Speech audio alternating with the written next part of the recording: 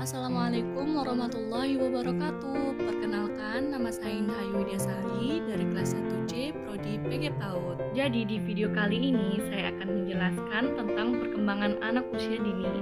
Langsung saja kita simak penjelasannya sampai habis. Langsung saja kita bahas, apa sih itu perkembangan anak usia dini? Perkembangan anak usia dini adalah kemajuan yang dialami oleh anak secara menyeluruh, mulai dari segi fisik hingga sosial emosional anak. Perkembangan anak juga dapat didefinisikan sebagai proses di mana si kecil mengalami perubahan seiring berjalannya waktu. Bisa dikatakan perkembangan mengacu pada urutan perubahan fisik, bahasa, emosi, dan pemikiran yang terjadi pada anak sejak lahir hingga awal masa dewasa. Nah, perkembangan anak usia dini juga memiliki 6 aspek perkembangan, yaitu yang pertama nilai agama dan moral, yang kedua fisik motorik, yang ketiga kognitif, yang keempat bahasa, yang kelima sosial emosional, dan yang keenam seni. Nah, berikutnya saya akan menjelaskan salah satu dari contoh 6 aspek perkembangan, yaitu sosial emosional. Apa sih itu perkembangan sosial emosional?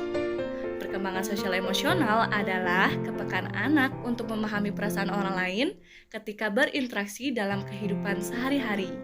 Selain itu, anak juga mampu mengelola dan mengekspresikan emosi secara lengkap, baik emosi positif maupun emosi negatif.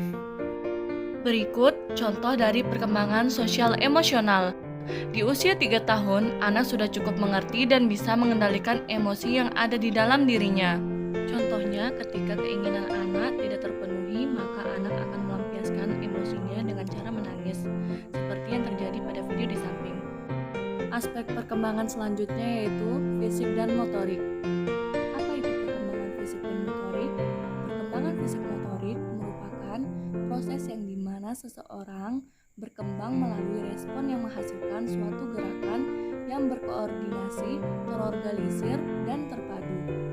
Motorik sendiri terbagi menjadi 2 bagian, yaitu motorik kasar dan motorik halus.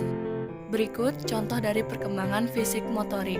Dapat dilihat video di samping adalah salah satu contoh dari perkembangan motorik halus, yang dimana anak tersebut meremas bola-bola air menggunakan tangannya. Nah, dapat disimpulkan dengan adanya berbagai jenis serta proses yang berbeda-beda di setiap aspek perkembangan, diharapkan kepada orang tua untuk mampu mengontrol anak dalam proses perkembangan dengan harapan mampu mendapatkan pencapaian perkembangan yang semestinya pada usia-usia tertentu.